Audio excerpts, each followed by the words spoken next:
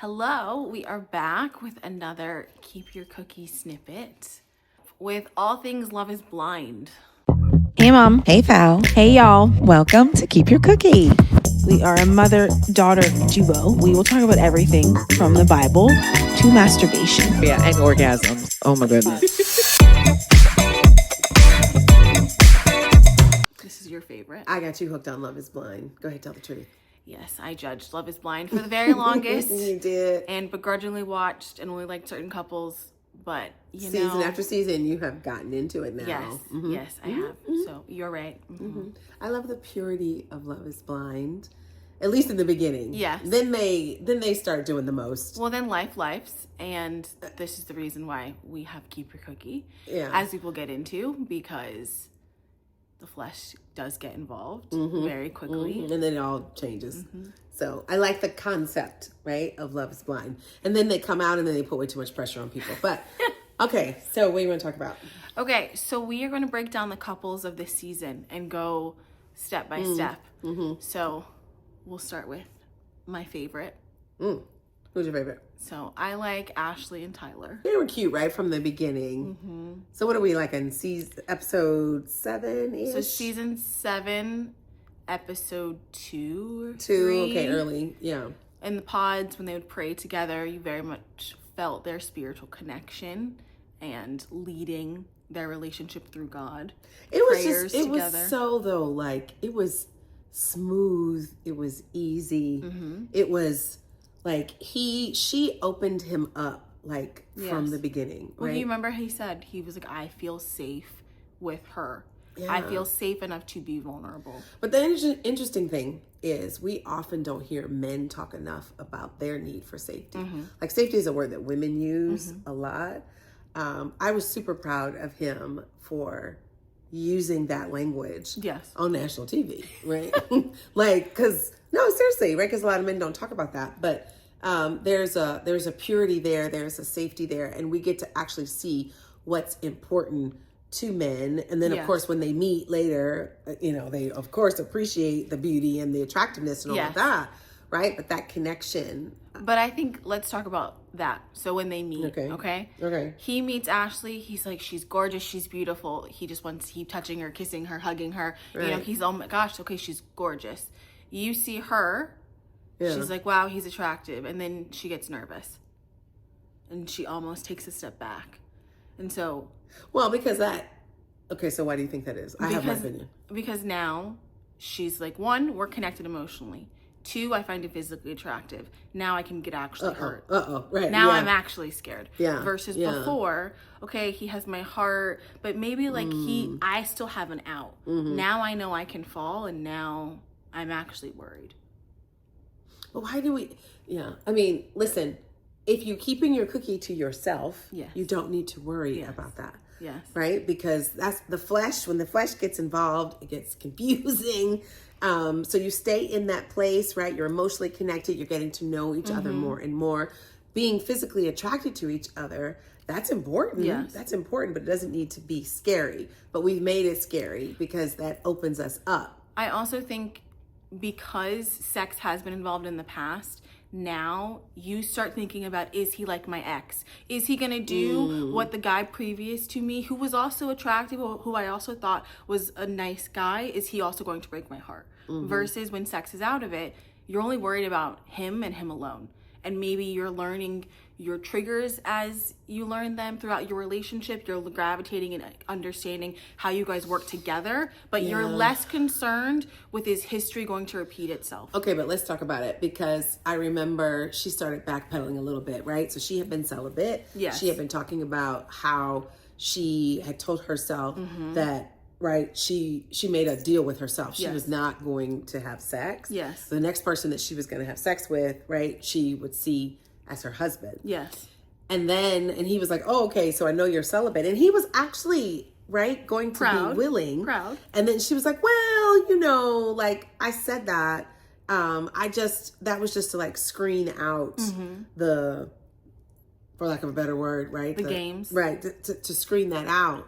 But it's still important, people. It's important all the way through to the end, is what I'm saying, right? Because then It is implied. No, actually, it is said, right? They had sex when they went on the trip, and then we're gonna see what happens next. But let's talk about it. Okay. So now you have, because you're still exploring, you're still getting to know each other. Even though you get excited and you feel good and you start to be optimistic, you still do not have the confirmation from the Lord, right? Is this my person, right? Lord, give me a sign. Make it plain. Is this my person? But you're getting so excited and involved, but you still need to keep the cookie in the cookie jar. Like, these are not signals that say, okay, now it's okay to have sex. no, but let's it complicates also, things. we need to take it a step farther, okay? In the concept of love is blind, they are getting married. Marriage, there are pressures, responsibilities that are required in a marriage. Good pressure, not bad pressure, okay? Well, good and bad pressure. It's all. No, but pressure. Overall, the net is good. The net's not bad. Okay. So, in Love is Blind, this pressure of we're about to get married in 4 weeks. Do I know all these things about you? Am I understanding That's the part you? of the show that I don't like because it's unrealistic. But go ahead. But we automatically do that anyway in a relationship. What? We are trying to pressurize our relationship into how much do I know about you so I can be physically intimate with you? Yeah. Yeah. How much do I know about you to then say, okay, now we're committed? How much do I know about you to say, okay, well, I could see him as my person, but I don't know if I could do marriage. Well, if he's your person, then you would do marriage. Well, we don't need to talk ourselves into anything. No, but bottom line, we don't need to talk ourselves into anything. So he is your person, he is your husband, or he's not. No, but that's the thing. We talk ourselves into a lot. We don't say, I want to be married. Therefore, because I want to be married, I am looking for the qualities of a husband. The person that's going to lead my life. The person that's going to lead my children. The person that's going to be responsible for... Okay, so bring it back to Tyler. Because at the end of the day... What's her name? You know I'm terrible with names. Ashley. Ashley. So, sorry, Ashley. Everything comes out about the sperm donor. She's freaking out. You know, I don't know what y'all think. I don't know why she freaked out so bad. I mean, okay. I don't think it's that big a deal. I don't either. I mean, I guess you would want to know that there are other children out there running around with the biological DNA of your husband. I get that part. But, I mean, he's not claiming those children on his taxes. No. Right? He is not fathering them in any way. Yes. It was a business. In fact, do they tell us? Was it like through a company or through friends? Do we know? We don't know that part. But for her, it's the fact that she didn't know. He lied. Well, and you know what? She's waiting on the cut because she feels like he's too perfect anyway. Yes. Right? Like secretly she's like, there it is. See, I knew it. It had to be something. Because we do not believe that God is actually going to give us the person that we can trust our hearts to. Ooh. So she does not. So let's slow that down. Slow that down. She does slow that not. down. Slow that down. No, slow that down. Because it's a scary thing, right? Yes. But it's to actually trust that God is going to bring us the person of our desires. Yes. You better say that again, Falyn. That was good. So she's scared. It's true. She's scared. True. So she's laying in the cut. She's waiting for the light. She's looking at him and saying, so true. I knew you were a liar. Yeah, you had to be. I knew I couldn't trust you. You had to be. I knew this was too much. Versus, you're a man of God. We've prayed together from the very beginning of our relationship. You've been, I trust you. Transparent. You have been very blunt and clear. I'm marrying this woman. You have not been shy about that. Yeah. You met my father, and he threatened you in the most fatherly way possible. And you were like, yes. Yeah. I'm here for it. And you saw her melt as a daughter, being like, okay, wow, like I'm actually safe. Yeah. Her dad got emotional. And now she's actually scared. I got to go back and watch that part. I fell asleep. And now she's actually scared. That sounds pretty good. I need to go back and watch that part. Oh, that was cute. Yes. So now you're saying, okay, is this God? Like, is this going to be too good to be true? Yeah. Am I going to wake up now and say in 10 years, okay, I don't know who you are? Mm-hmm. Yeah. But that's not the case when you're doing things with God at the center. Yeah. And I need to correct you because this is the part that gets tricky, right? So again, this is why it's important to be in prayer and to get your discernment from the Lord. Yes. Because you are trusting in God. Yes. Okay? You're not trusting him. You are trusting in God to lead your life through him. Mm-hmm. Okay, so you are trusting in his character, in his intention, and his intention, because he's not always going to get it right. He's still going to make mistakes, and through all of that, your relationship, your commitment is with the Lord. Yes. Okay, and so oftentimes we are very much focused on him. And don't get me wrong, you need to love him, cherish him, right? All the things in your relationship is ultimately with him, but it is your union that is to service to the Lord. It is of service to the Lord. So as a wife, your relationship is with God. Your trust is with God. Yes. And that, so that, I want that to be freeing for us.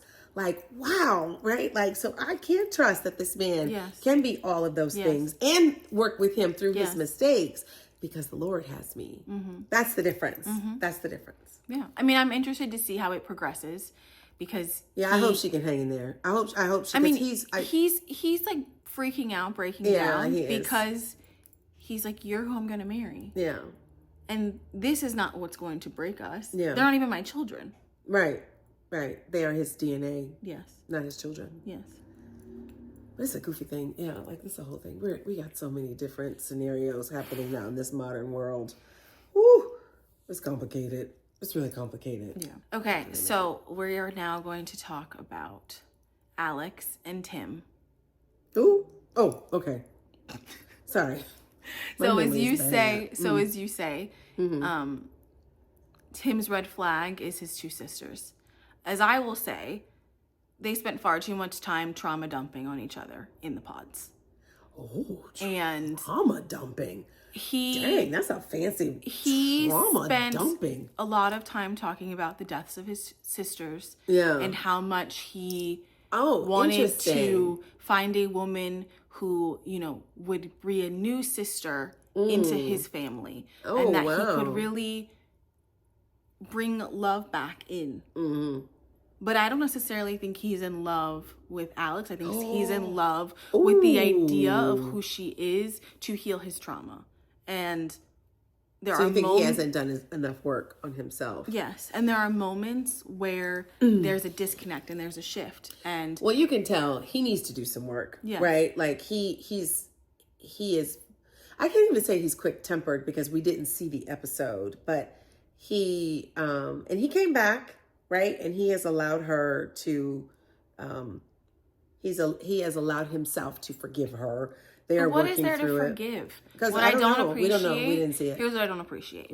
One. What doesn't she appreciate? Is you've barely known each other. Yeah. And the physical, visceral reaction of like being disgusted with her after one argument. Yeah, like he it's did the most. It's a marriage. If you're getting married, he totally did the most. I'm sorry. I know. Like, you guys have been through a lot of things in 28 years. If every single person got so sensitive after one argument, I know. What are we doing? Boy, bye. I know. I really was like, it was like I was prepared for it to be over. But this is the unrealistic element of the show. Right? Like you're 10 days there in these pods, 10 days. Now they're spending hours upon hours together, right? But that's similar to almost going away together on a vacation, right? Where you're together all the time. People have done that and you're talking and you probably don't leave the room and you're doing more than what's happening on Love is Blind because there's no wall between you. However, once they had their argument, that was in the quote unquote honeymoon. Which isn't a honeymoon because you're not married. Yeah, you're not married. I don't know why they call it that. But yeah, you go on a trip. So they've had sex. They've slept together. She was vocal about that. Was she? Yes. All the girls. That was the first thing they said. They were like, did you sleep together? Did you guys sleep together? Did you sleep together? Okay, how was it? Was he good? Yeah. Girls. So. Girls, but society as well, right? Like in this setup, and also two people have watched the show before, right? So there's almost like this pressure on, did you...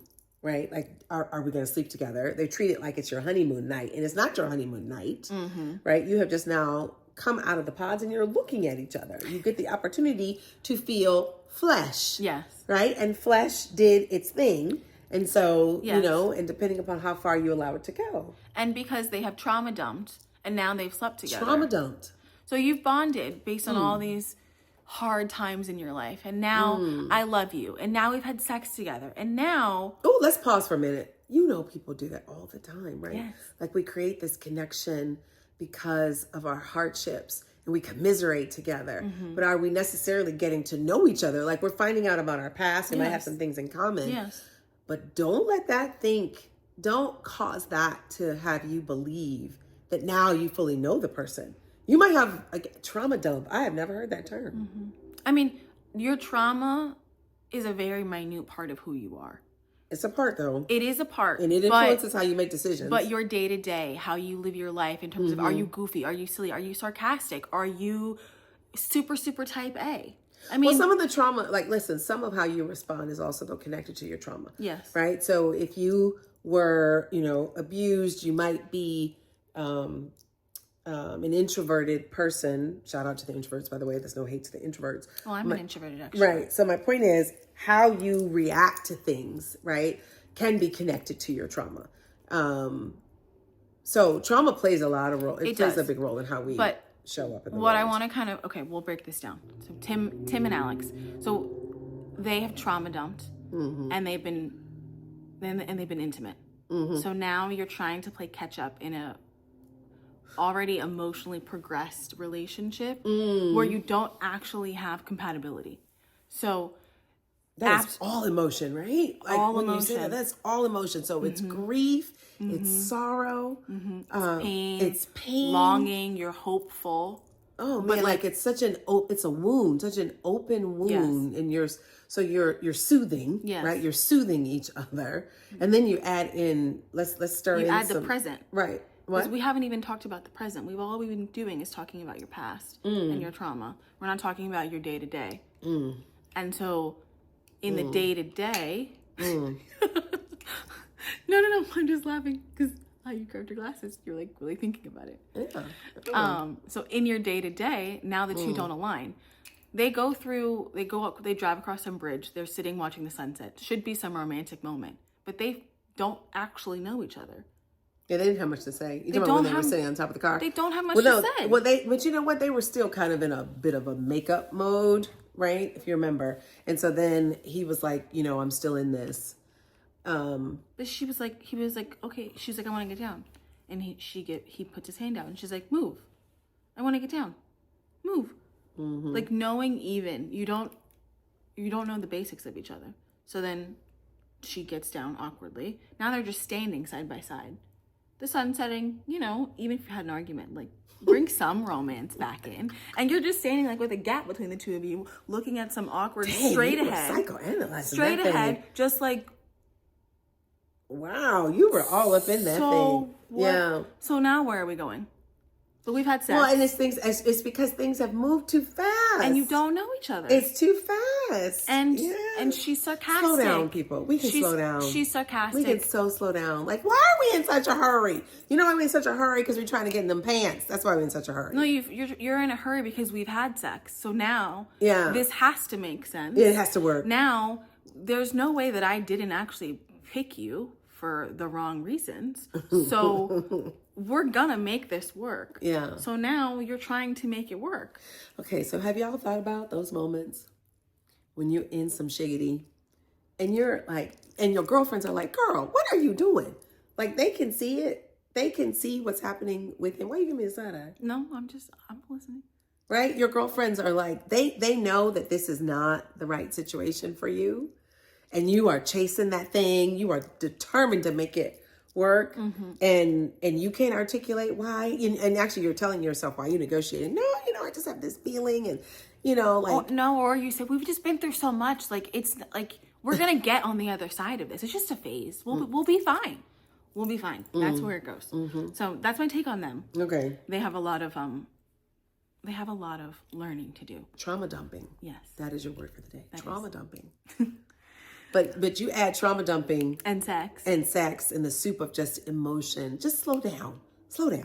Like, really, why are we going so fast? We don't need to go this fast. Because I don't even think they're actually compatible. She's very sarcastic. He doesn't get well, his her. Silly, that dog, when he gets no, but he's a guy. He's a guy. Oh my God, but she's seriously annoyed with him. Well, I would be annoyed too because it's childish. But like, you do you, I guess. Yeah. But at the same time, it's funny. He's like, that was like an annoying brother. Like your brother did Totally. that. So. Totally. Yeah. Okay. But somebody thought she was really mean because I was talking to my girlfriend. Really? And they were like, she's just always nagging on him. And I'm like, that's her love language. She's joking. She's sarcastic. Now, maybe he's taking it the wrong way sometimes because you don't know each other yet, but you know all these pains and things and, you know, there's layers. Yeah. They're on level 10 emotionally, but like, do I know you? I'm on level 2. And the thing is, I don't think they know that they're only on level 2, right? And all these moments, you know, don't just watch the show. Like, actually think about your situation. This is why this stuff is so entertaining, right? Because you see yourself in these circumstances, but let's step back and relish the opportunity to slow down. I can't say it enough. Like, slow down, right? But to your point, you don't feel like you can slow down because you slept with him already, right? And so now I got to see this thing through, and I got to I'm ushering it along, and I'm almost going to be disappointed if it doesn't work. And when you haven't had sex, you're not disappointed. We are all looking for that great love, that big love, right? That one. We're not. So if this isn't it, you carry on, you move on with no hesitation. But when the cookie's involved, she needs to be fed. And then so now, right, that introduces a whole new set of dynamics. And nobody wants to actually talk about that, right? Everyone talking about toxicity. And Which dynamics? about the role that sex plays in these relationships. There are a lot of people out here talking. Sex cannot be the answer to why it didn't work out. They do not want that to be the reason. So yes, the reason why you're in this toxic environment, the reason why you're back and forth and you've been in a 3-year situationship, sex is not the reason. I chose the situationship. Yes. It can't be sex. It's too good. Why would it be sex? Well, and then listen, and sometimes it's not even good. Okay. Like, because somebody said that to me the other day. They were like, well, it's not that the sex is so great. I was like, no. Right? It's not about whether the sex is good or the sex is bad. You are now physically connected, right? And actually, that's even worse. So I done given myself to you and I've got some bad sex going on over here. Oh, no. And then you're trying to convince your friend to also get into a situationship so she can also relate to your drama and your, dare I say, stupidity. But that's a whole nother conversation. Third couple is Hannah and Nick. And I'm going to start in the pods because I think they are a good example and they highlight the mental and emotional games that you play with yourself in dating. Okay. So in the pods, they both have vulnerabilities. Nick is very suave in how he talks and presents himself and is very well spoken. So Nick, yes, not that other dude, Leo. Yeah, Nick. Yeah, Nick. Yes. So, all the girls, after day 1, they all were like, ooh, Nick. Yeah. So he presents himself in one way. As an F-boy, but not. And Hannah, she's in some ways mature, in other ways very emotionally immature. And so you see through the pods, her... Wasn't she the youngest? Is she the youngest? She's the youngest. She doesn't act like the youngest, But that's when you take on life attributes. That's when you're in the real world and you have responsibilities. So emotionally, she can be immature. As an adult in the environment, okay, she has a lot of maturity. But how she handles herself, let's talk about that. So in the pods, she was talking to the girls about Nick, and he's so suave, and I don't know if he actually is just feeding me lies or if he's really about me. No, let's be clear. Let's say it for what it was, okay? All the women in when they got back into their suite, yes, they all were convinced that he was an F-boy, that he was no good, that he was just, all talk. And she was influenced by that, even though they were having real vulnerable moments. So you saw peer pressure at its best. Yes. Right? And she was not going to be the one that he was going to screw over. Yes. But also, the girlfriends, they didn't actually listen. They were like, he's an F-boy. We all know this. You're going to break up with him, right? You're going to end it. You're going to go in there and you're going to end it because you know what? Women, we don't put up with this. How about he was an F-boy to you, but he's not the way with her? How about everybody wants their great love? How about it doesn't mean that just because maybe he was an F-boy with you, he's not the way with her because she's his person. Okay, so she goes in there, she's trying to break up with him. Can we just pause on this though? Can we just pause? Because I want us to not move past that. We only need one, right? We're looking for our one. It's not, right? So, and we actually, I think, don't have enough respect and to cherish the rhythm between a man and a woman, right? When that thing comes together and it is grounded in the Lord, whoo, that is some powerful stuff. That is beautiful. We know it when we see it. We all say, oh, I want that. I want that, right? Couple goals, right? But are we willing to do the work to get to that place? You can't talk nobody into doing that. You cannot talk anybody into doing that, okay? Like, this is your person. This is the one that God has designed for you, or it's not. And when he shows himself to not be that person, please do not chase him. Do not chase him. Okay? But that's an answered prayer. Do not chase him. The reason why he shows himself, you could have prayed something 2 months ago, and God was like, it'll come. It'll come. Yeah. And now, yes, it comes through an answer that you don't like, but you it didn't doesn't expect. mean that is still not the answer that you were supposed to receive. Okay, wait, I don't understand what you're talking about. So you say, God, make it plain to me that this is the man I'm supposed to marry. To give me a sign if he is my person or not. But do y'all actually pray that prayer? Do you pray that prayer? I do. Right? Okay. Listen, Yeah. I'm talking from my experience and from my girlfriend's experiences. But I think people pray like, Lord, let him be the one. I think we say, oh, Lord, right?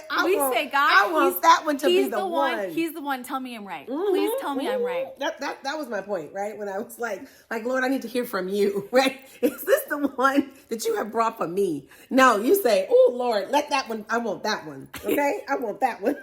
So that's what I'm saying. Okay, I'm sorry. Go ahead. Back to you. I don't know where I was saying anymore. I'm just saying.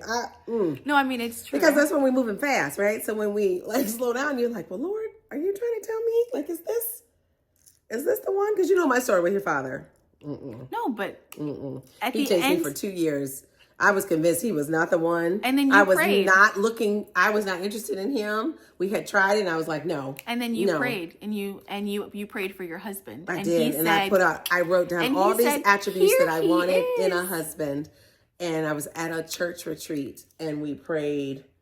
And they said, okay, write all these things out, put it under your pillow and pray, right? And ask the Lord to show you this person if they're already in your life, or to bring this person, and that you're praying for their health, for their progress, and at the point wherever they are, and you eagerly anticipate the moment when you meet.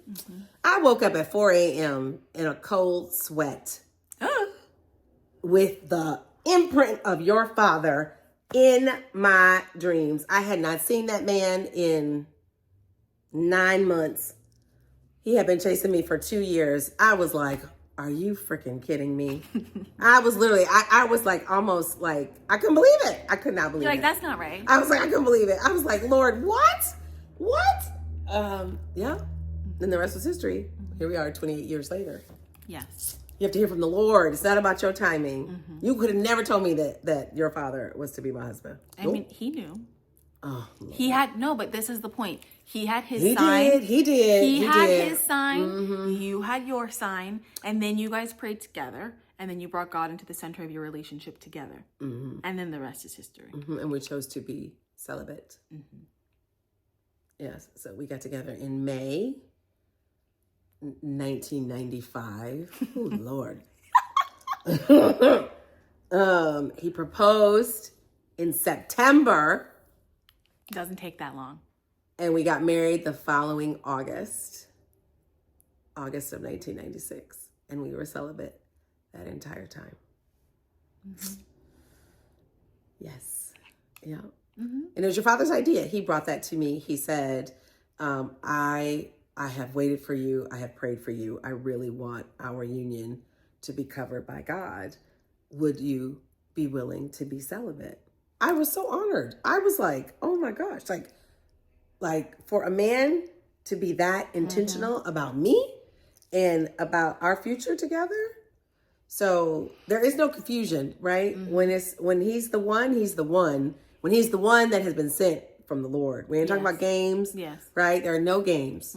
So and let's talk about that. Let's talk about it. No part games. of taking sex off the table. Now we're gonna jump to Marissa and I love Ramses. Marissa. I love her. I don't like them together. Aww. I think that she is the bubbliest, most happiest, cutest until I met her mama. But anyway. no, but Woo. her mother has a lot of pain. Yes. Her mother has hurt. Yes. Her mother has been through some things, and men have disrespected her and mother. caused her mother a lot. That's why Marissa is so freaked out about being left at the altar, or people thinking that she's too much, because she's watched her mother. She's watched that happen to her mother. Now, again, there's more to that story. Of course, there's always more to that story. We don't know all of what happened, but there's a lot of pain there. That much we do know. But I would be interested to see have the two of them, Marissa and her mother, actually had a conversation. I doubt it. About those relationships. I doubt it. Her mother is very, very angry and really, really hurt. She's been through some things, a lot of things, and she doesn't know how to process that. So it has just manifested into anger and bitterness and mistrust. And then almost as a extreme compensation, Marissa is happy-go-lucky, just a ray of sunshine, just as cute as she can be. But her moment is coming. I know it's coming on that show. We haven't seen it yet. I know, because you can't be raised in that environment and not have that show up in you some have way. Subconscious things that you learn from your mother. Absolutely. Or you decide you're going to differently as a result of the things that you see from your mother. But some of it you can't turn off. If you're not having the conversations. You and I have had conversations about things that you wish you would have done differently, how you wish you would have handled things, situations, what you pray for me that I don't bring into my relationships as a result of things that I have seen from you. Yes. So you're honest about that. Those conversations are necessary and needed with Marissa and her mother. Yeah. Because you see her even tiptoeing around her mom in terms of how she introduces him, the conversations that they have about relationships and marriage, how her siblings are around her mother. Okay, so I want to pause. I need to talk to the mamas, right? Because mamas, we have to share more about our toxicity. We have to share more about our traumas, our disappointments. It should hurt us deeply if our daughters repeat the same mistakes and go through the same shiggity that we have gone through. No. And, you know, there's nothing to it to hold up these airs of like, we didn't mess it up. Oh no, we jacked it up.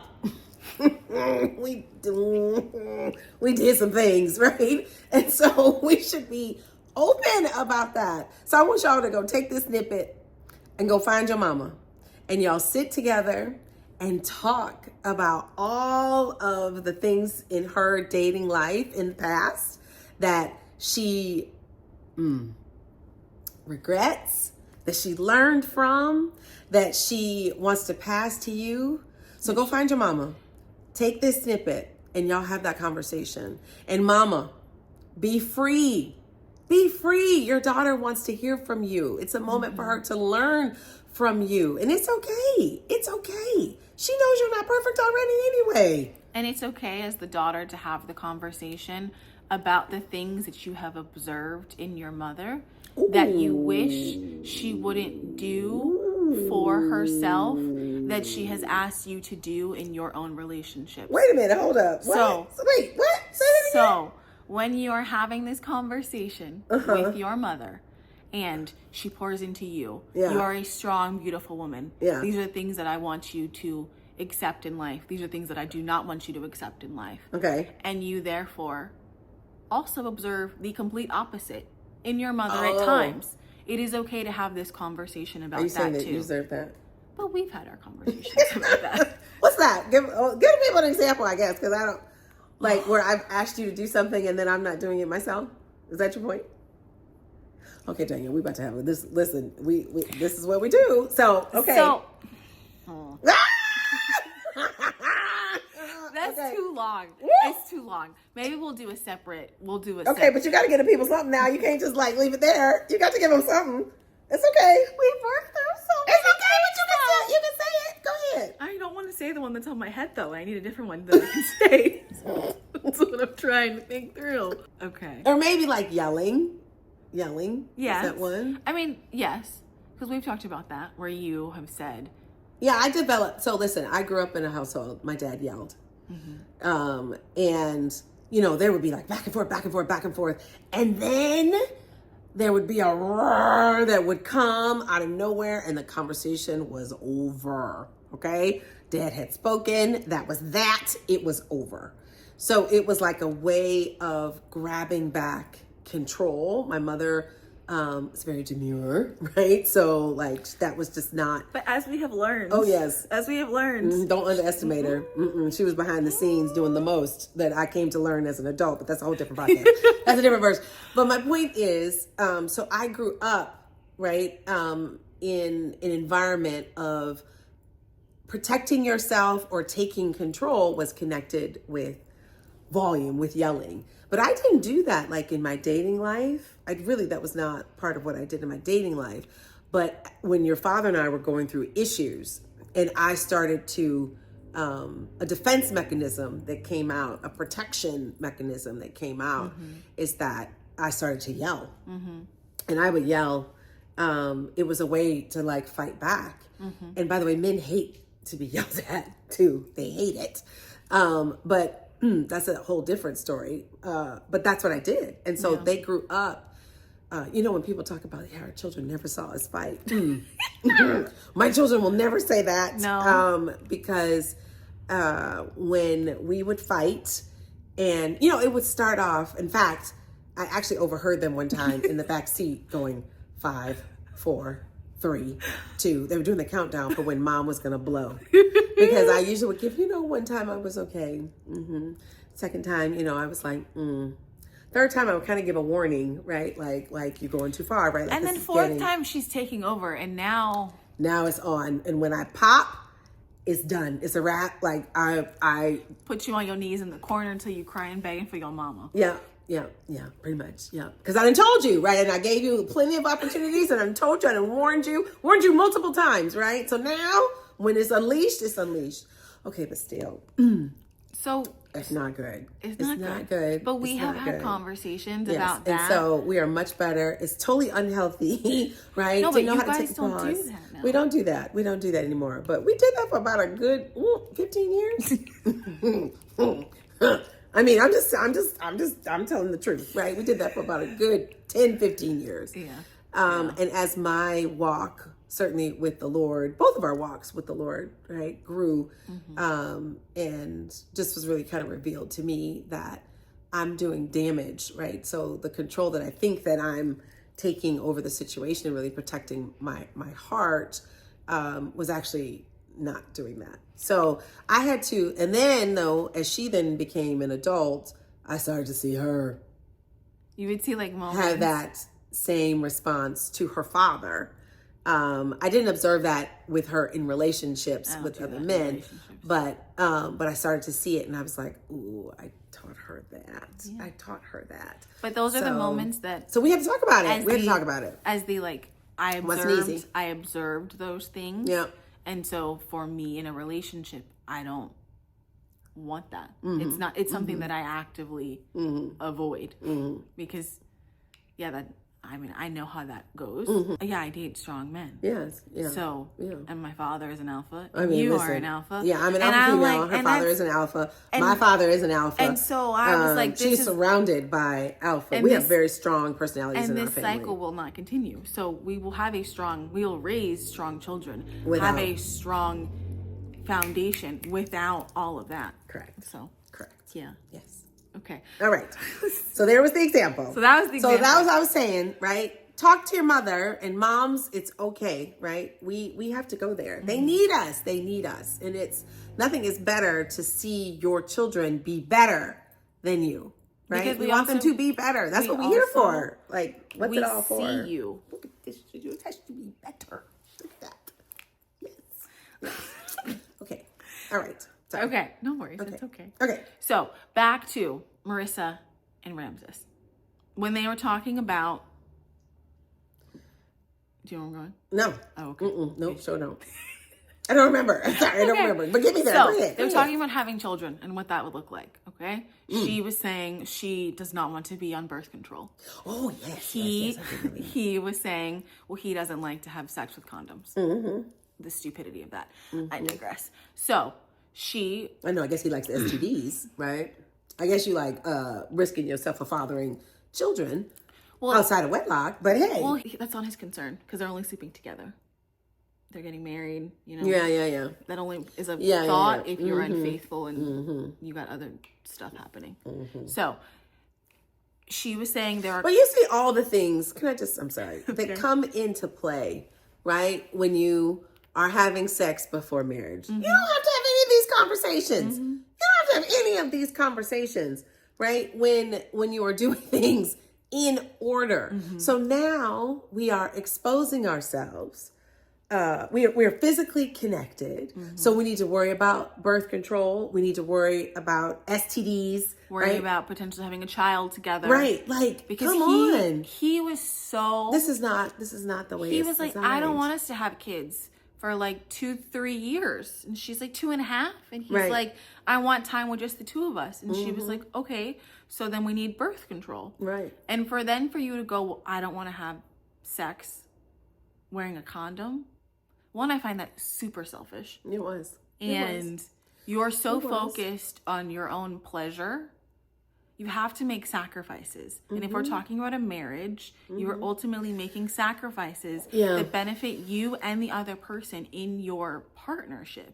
But with the two of them, again, I think she's just cute as a button. But they both, God is nowhere in that relationship. Well, they actively take it out. They actively were like, they take it out. And so we just want to put it back in, right? We have to declare that it is a requirement for things to be healthy and lasting and loving. Like, we are completely underestimating this root that is anchored in the Lord having his place in your relationship. Right? Oh, they're great people. Oh, she served our country. Oh, he wants to do right. All of these are great attributions. Wow. Attributes. But they are nothing. They are nothing without that relationship being anchored in the Lord, people. I don't know how else to say it. Like, I need to make that super plain, because that's why we're shocked and we're like, oh, they were so loving. No, but we're not shocked. We're not shocked. Oh no, what was that you were telling me? We're not What shocked. were you looking at the other day? You were on about somebody who had a baby and they broke up. Don't even get me started on that mess. Don't get me started on the mess. Do not get me started on the mess. Oh, I want to get you started on that mess. What's that mess? No. Remind me. All Who is it? Hallie and DDG, whoever. What? That's a stupid name to begin with. But the point is not about the name. You go by an acronym. Okay, but anyway. Like I said, don't get me started on that, because that's a whole nother conversation. So yeah, but again, we're out here celebrating, right? People coming together, having children, right? Outside of marriage, and then it's like, oh, they're such a great family. They're not a family. You are creating an artificial environment, playing house. Yeah. Then all of a sudden, we fell out of love, but we actually have so much love for each other. Bullshit. Yes, I'm saying this. Because at the end of the day, at the same time, you're calling your girlfriend being like, how dare he disrespect her? They had a child together. Does he know who she is? Yes, he does. And he did not make her his wife. No, he did not stand before God and say, this, right? I'm covering this woman, right? He did not. And then now this nobody, as everybody is saying, and all this stuff, how dare he do that to her? They made the decision to have sex, to have a child. And then you discovered each other. Let's be clear, right? Things are completely out of order. So I forget who said it. They actually said in Love is Blind, right? It's like we jump into the physical first, and then we get to know each other. Yes. Are we crazy people out That here? was in the very beginning. What is going on? That was in the very beginning. But your generation is like lost their mind. Like, seriously? No, but so we lie. Get physical first. And we're actually knowingly doing this now, right? We got to just pause. We just got to pause. And I'm asking us women to really have an honest conversation with yourself and openly. Are we comfortable with this? No. Like, there's no way. Like, You're not. Slow down for a minute. You're just not. Slow down. Right? Okay, maybe we all enjoy an orgasm. Okay? Like, I'm trying to separate. But most people do not even get orgasms. Say it again. Like, ooh, how you know that? No, but I'm just saying, like, seriously, like, let's just, like, we're putting all of this. It just kills me how much we are not telling the real story about what's inside, what's really in our hearts and in our heads. It is okay to say. We are negotiating with ourselves. We are convinced ourselves. No, but it's okay to say that I want the fairy tale. That's right. I want more. I want the great love. You want to be married. I want the big for love. 45, 50, 60 years. Say it. You want to have generations coming after you from a union that you created with your husband. Say it. Say it. You want the partnership he's going to take care of you, protect you, be there for you. Say it. And fight with you. Oh yeah. And love you. Oh, because please, it's not cucumbers and sunshine, peaches and roses. No. It's not. It is okay to acknowledge that. Yes. And just because you are in a situation we got now, to a place where people don't want to talk about that like anymore. Like women are like, I don't know if I want to be married or not. No, you just aren't comfortable. You aren't confident that marriage is in your future and because you're out here dealing with bozos, right? And you try to turn bozos into husbands, and that is a lost cause. And so you now bring in all that baggage, and so no, you do not have hope. You do not have hope. No. And so it's safer for you to say, well, I'm not sure I want to get married because I don't have confidence that I actually will get there. Because Love is Blind, people are so excited about the possibility of getting married. It's sweet. You're like, I will have somebody that's actually going to be there for me. Well, and they have all declared that they are ready and interested in marriage. That's the premise of Love is Blind. So that frees people up to be more vulnerable. But why do we need Love is Blind, people? Why do we need the show? How about we just do that anyway? But that is scary. We do that anyway. This is okay. But this is it's the scary point. Because you don't. No, it's scary because you don't have faith. You don't have faith in the Lord to bring you your person. That's and true. Because you're impatient. That's why it's scary. You don't have to be scary. No, like it's clear. Clarity is a beautiful thing. It is. Can you imagine if all of us women out here are setting a standard?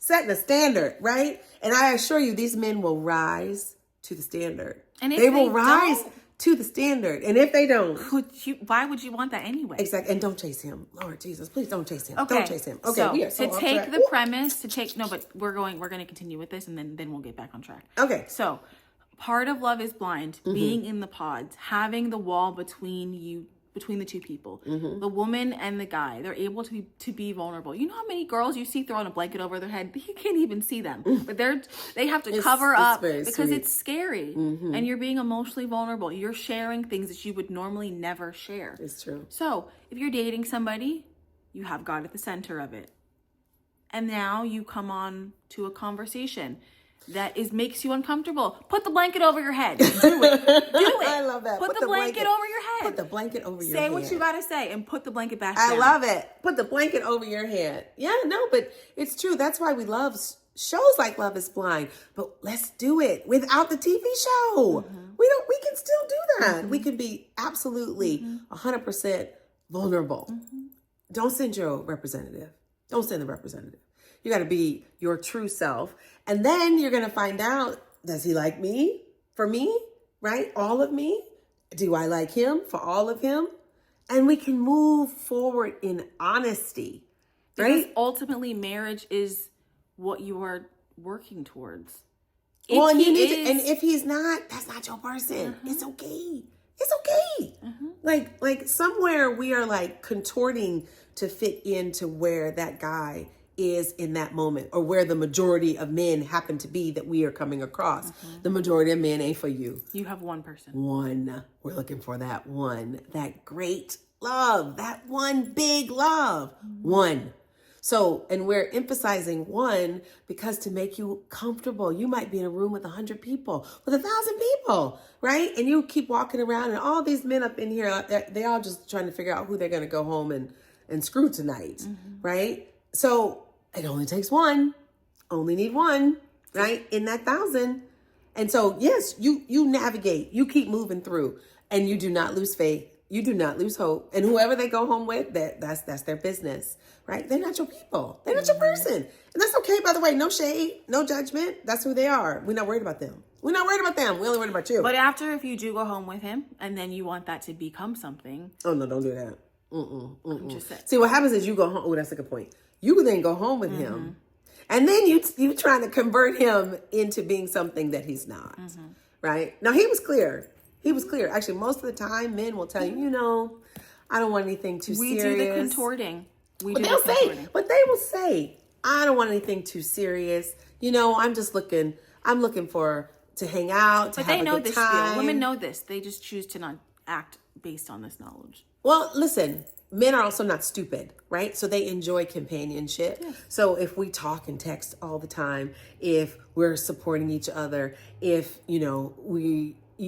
we're eating together, we're cooking together, we're cohabitating together, absolutely. All that's great. Yeah. That doesn't mean that you are not that does not mean you are moving towards marriage. No, you're still in a situationship. Yeah. He was very clear. Yeah. And that's why, don't be mad, right? So you break up and then you discover 6 months later, he's engaged to somebody else. He was not your person, boo. He told you that from the beginning. So in his mind, he can't understand why you mad, because you were complicit. He told you what it was, and you were okay with it. But you were okay with it, hoping that it was going to evolve, right? And no. So don't take scraps. We're not out here taking scraps, right? We will wait, and we will wait patiently. Now, sometimes impatiently, because it's not easy. I'm not saying that it's easy. As you were telling me the other day, you were like, about that. We were looking at something where these Christian women, God love them, they were reading their Bibles, and they were patiently studying and waiting. And Falyn, I think, wanted to throw her journal at the screen. She was like, sometimes it's not easy. I just laugh because we don't only have a happy relationship with God. It is okay to say, you know what? I really thought by now I would be with my person. And right now I'm very sick and tired of waiting. I'm very sick and tired of waiting. And I don't really have a choice. Right. But right now I'm mad. Yeah. That's okay to say. That is okay. And then you can come back and be like, okay, I shouldn't have been mad, but I get it. Yeah. So back to the subject at hand. Be real no matter what. We have gotten fully off. We were talking about the birth control piece and how because we're only talking about sex, we're only talking about flesh, and you're worried about a condom because you want to have good sex. Yeah.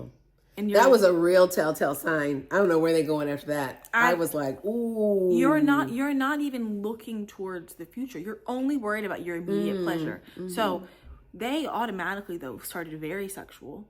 They did. Very sexual. He said not even night one. She was on him as they were unpacking. She started early. She initiated it, was the inference. But, which is fine. I mean, listen, whatever. Whoever, at the end of the day, they jumped into sex. Yes. And so you have an emotional connection in the pods, and then if you come out of that and you jump straight into sex. Yeah. Mm-mm. And then now he's like, what do you mean? We slept together right away. Now I can't have raw? It can't be raw? I need a condom? I know. It makes you wonder, what did they, oh gosh. What did they because do? she said, well, are you prepared for the consequences? Yeah, but it makes you wonder, what were they doing? What had they been using? Probably just pulling out. That telltale method. Yeah. But then at the same time, now you're taken aback. And as a woman, now you're starting to question things. Yeah. I mean, the issue, again, they very openly, both of them, have declared they are not religious, that God is not a part of their relationship. And so that's trouble. That's trouble. Flat. That's trouble. We're talking about Monica and Steven. And they are a prime example as to why it is important to keep your cookie in the cookie jar. Oh. A prime example. Okay. So he finds her to be beautiful, stunning. They have, seemingly a connection that's building in layers. Right? Oh, I feel like I missed something. I might have fell asleep. Okay. And they end up sleeping together. And then, they've had some conversations and she's unsure. And he makes a comment and... Is this a flowering comment? No. What? Okay. He makes a comment about they haven't had sex in a while. And she was like, well, I don't want to sleep with you when I'm unsure. Oh. And so as we're working through things, we'll talk and we'll see, but I don't want to just have sex. And he was like, well, men have urges, men have needs, men have, they need certain things. And then he starts talking about sexting and talking about different positions and anal and blow jobs. And Really? like, Oh, I fell asleep. I did not see this. So he's only talking about all these fleshly things. Oh, yeah. And then it comes out that he was at some sleep thing. I don't remember. And then he ends up sleeping with the girl some girl that he met. On the show? Some girl that he met at some event that he went to while he was on the show. Wait. Yes. What? Yes. This came up? Yes. We got to go back and watch that episode. I missed all of that. I was clearly asleep. So, and Monica's she's taken aback. She's shocked. She's like, I'm shocked. And then he starts apologizing, like, I should have never gone on the show. You know, I'm not ready to be married. He was the same person at the same time when they were on their quote, in quote honeymoon, was talking to Taylor about, you know, like in a year and a half from now when the show's out and like, you know, people are in your DMs and, you know, girls are going to try to like, you know, give guys blowjobs and they're going to want to try to sleep with. I do remember him saying that. He said that in the suite, in the men's quarters. And, you know, so his main focus is sex. Is sex. And so maybe it doesn't show up in the first month, okay? Maybe he doesn't show up in the first month because he is putting on a front. Slow down, people. There's so much to learn. Do you know how much faster she would have got to that if they had never had sex? Yes. Do you understand how quickly that would have revealed itself? And it still came out very quickly. And she's hurt and she's crying and justifiably so. She did not see that coming at all. At all. Oh my gosh. I didn't see that coming. I got to go back. I missed that. That was the wrong one to fall asleep on. But that is the reason why you should not be having sex until you are married, because men are going to do stupid things. Well, anybody, men and women. No, but right? but most times, let's be clear, okay? We women know ourselves. We know ourselves, okay? Yeah. And we're not really gonna be doing major mistakes. Like we're not gonna be stupid. I mean, we can be stupid, no, but we can hurt people's feelings. I understand. We can hurt people's feelings. Yeah, we can. I understand. The mistakes, the gravity of the mistakes are different. So, you have to wait. You have to wait. Well, listen, we're gonna jack it up. Things are gonna happen. Things will reveal. Listen, people are sending their representatives, right? And you have no filter. You have no way to see it. I need you to understand we are not that good. Heck, you and I had a session with her brother and her father, and I'm still recovering, right, on some of the things that they said that I was like, what? You know, like, again, we're not built that way to like see through all their walls. And by the way, who wants to? Exactly. Who wants to be bothered with all that? But I could be spending my time. But let's be clear. Yeah. When you get married and now all the walls come down because we've made these vows. Yeah. And there is stability. There should be. Now you don't know this person. You only know a representative. You yourself have only been a representative. And then now a year later, we're like, we just weren't compatible. Right. We wanted different things. No, now you're learning the layers of the person that you should have learned when you weren't being physically intimate. It's true. It's so true. It's so true. Just position yourself to be able to see and to see clearly, right? Because sex does what it's supposed to do, which is to bind and blind a man and a woman together, but under the covenant of marriage. That's what it's supposed to do, right? So you can't get enough of each other, and you can work through and work past some challenges and valleys and all the things. And there's no secrecy. You're not pretending. You're not lying to yourself. You're not lying to your friends. You're not lying. You said we're not lying. Are we lying now? Because or they're lying? You're lying in the sense that your representative is there. You're not showing your true self. Your friends know the real you. So your friends are like, how does this work? Right. Because you wouldn't be doing this. But that's not you.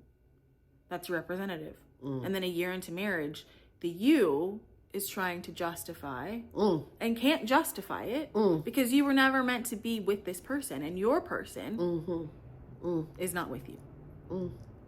We're trying. We said a whole lot. We are ultimately saying, listen, you're going to make mistakes. Men are going to make mistakes. Yep. We are all fallible. At the end of the day, this only works when you put God first, you take sex off the table, and then you get the 50, 60 years. We are saying believe in love, believe in fairy tales, believe in all of that. You don't have to lose hope for people's stupidity. We're not doing that. So yeah, your great love, your big love, the love, the one. It's there, waiting for you. And you can have all the sex you want with that person. I promise. I promise.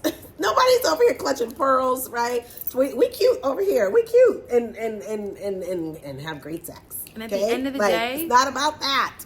Like, you got plenty of time to have great sex. Think about it that way. Maybe we need to think about it that way, right? Like, you have so many years in front of you to have great sex. Don't you have great sex with, like, the person that's designed for you? So there have been plenty of moments, okay, where you have been laying up under people like, why am I here? What is happening? Right? Is this done? Or you're just like doing something to appease the person to keep them around. You deserve so much better. You deserve great sex in the covenant of marriage. But let's also, we're just going to call people out, okay?